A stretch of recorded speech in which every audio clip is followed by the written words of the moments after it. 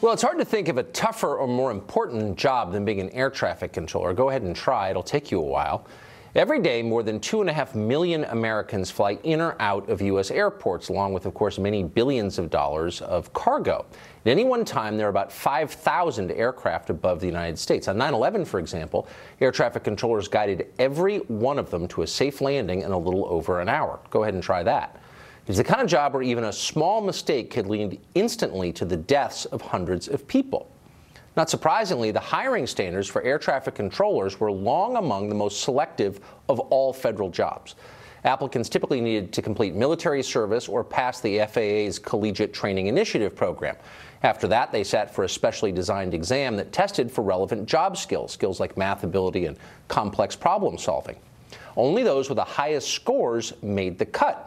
The system was designed to choose the best, and for decades it worked. Then, during the Obama administration, activist bureaucrats decided that the pool of air traffic controllers wasn't diverse enough. They never explained why diversity ought to matter in air traffic control, or why it was more important than traditional goals like competence and public safety. The FAA, without a vote, just scrapped the old hiring system and replaced it with a diversity-friendly version. Most people have no idea this happened. The FAA now requires many of its applicants to fill out what they call a biographical questionnaire before any other screening. Those who answer the questions in a way that diversity monitors don't like cannot be considered for hiring, no matter how much experience they have or how well they may do on the other portions of the testing. The biographical questionnaire is all important. So what is in this biographical questionnaire? Well, we can answer that question because we got a copy of it, and we also got information about how it is scored. And it's shocking. For example, one question asked test takers to name their worst grade in high school. The preferred answer for that is science. In other words, if you can't do science, the FAA is especially eager to hire you as an air traffic controller. You get 10 points for being bad at science, according to the scoring sheet. Another question asked about work history. According to the FAA, the best answer to that question is you haven't worked at all in the past 3 years. You get 10 points for not working. Apparently, unemployed people make the best air traffic controllers. This is demented, by the way, but it's real. So do applicants who played a lot of sports in high school. They're rewarded too. By contrast, applicants who say they know a great deal about air traffic control get only 5 points. Trained pilots get 2 points. Once again, applicants who haven't worked at all, who have been unemployed for the past 3 years, get 10 points. Pilots, 2 points. This is insane. And it's dangerous. It's also indefensible. We asked the FAA's top spokesman why applicants for an air traffic control job would get more points for playing high school sports than for flying planes or knowing a lot about air traffic control. His response, quote, "I'm trying to find that out as well." Well, not actually trying very hard, it turns out. We still haven't heard back with the real explanation, and of course we won't because there isn't one other than shut up, diversity. In 2016, the Department of Transportation found that the National Black Coalition of Federal Aviation Employees had given its members guidance on how to answer the biographical questionnaire so they could pass it.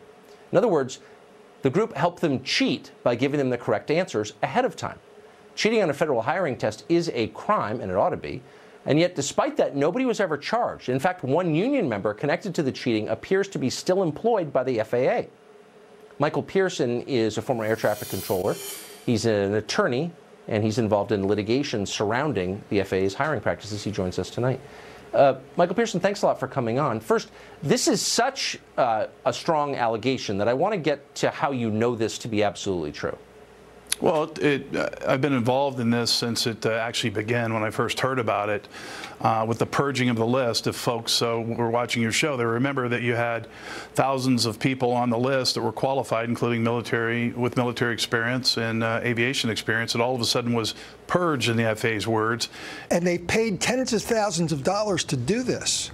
It's amazing. And they had the rug pulled out from under them. Totally qualified, ready to go into the training program, and told, sorry. And then folks were forced to go through this biographical questionnaire, which was designed by an outside vendor. And then to make it worse, they had folks stand in line for this test that someone in the NBCFA had apparently gotten the answers to and coached other people how to pass the test. So not only were our best and brightest, as the FAA says, actually purged off the list, They then were forced through a screening process that discriminated against them intentionally on the scoring of the test. So most, if not the great majority of them, failed that exam, while people were given the answers and how to pass the test. Even more important, recent documents show that when this individual was interviewed, he'd given a written statement saying that he didn't do that. Then he went into a verbal interview with a DOT OIG criminal investigator, said he didn't do it. He had his attorney with him. Incredibly, the DOT OIG investigator allowed him to see witness statements contradicting that, and then allowed him to go out of the room with his attorney, come back in and change his story. That's just not done. Anybody in law enforcement or the law, from the legal side, from an attorney side, or criminal investigation side, knows that that's beyond unusual. That's crafting an investigation to meet a predetermined outcome, i.e. nothing went wrong. This investigation was started due to people like Frank Lobiando, Randy Holgren, members of Congress on both sides of the aisle that were concerned about this process. And the DOT OIG investigator's final result are basically his suggestion or his recommendation was that this not be forwarded to the Department of Justice for a criminal investigation. This thing started at the high level of the DOT. It's a cover-up at the very highest level, and you have all people involved from both the DOT and FAA. And ironically enough, the architects, the implementers, and the facilitators are still employed at high levels within the FAA. We've been able to dig up information through the Freedom of Information Act process as well as the litigation process. So not only do we have internal people tell us this was going on, that they were afraid that if they would come forward, the FAA would penalize them, the DOT would penalize them at fairly high levels of the government. But now we have actual documentary evidence that substantiates our worst fears. Congress could intervene and require that hiring be dictated solely by actual qualifications for air traffic control. We hope that happens. So does Congressman Frank Lobiando.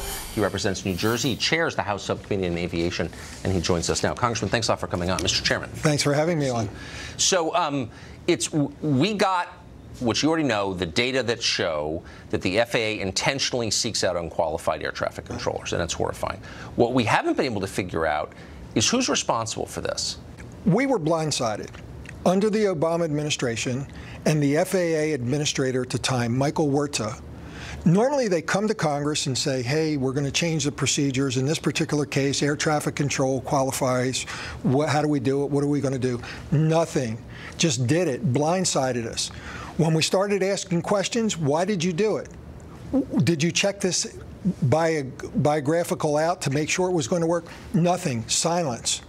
So we've been fighting this now for a couple of years without getting any answers, any explanation as to why, with a total blindside.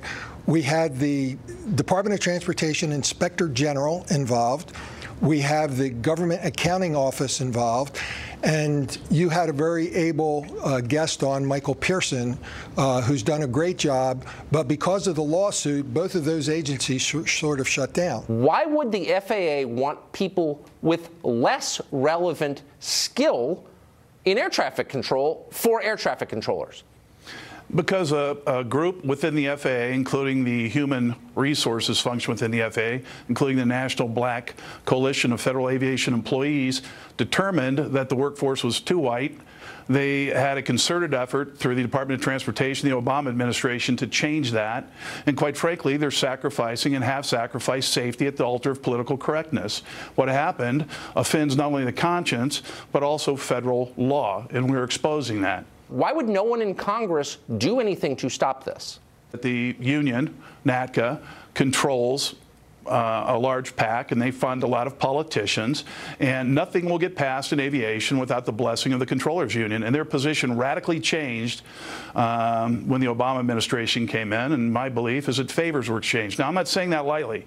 I was an air traffic controller at 4 of the busiest facilities in the country for almost 27 years, along with being an attorney and a professor. So when I say these things, it's not based only on experience. It's also based upon documentary evidence and proof I have.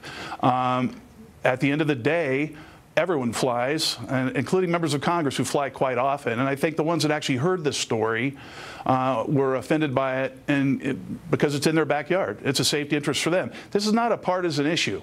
quite frankly, because, again, it's the safety of the national airspace that's at risk here. And I can tell you from training well over 100, probably 300 controllers in my lifetime as an FAA controller, that there is a difference. This is akin to the Veterans Administration hiring doctors and trying to tell the public that the best physician is one that never went to medical school and that the VA could train them better. And that's exactly what's occurred here.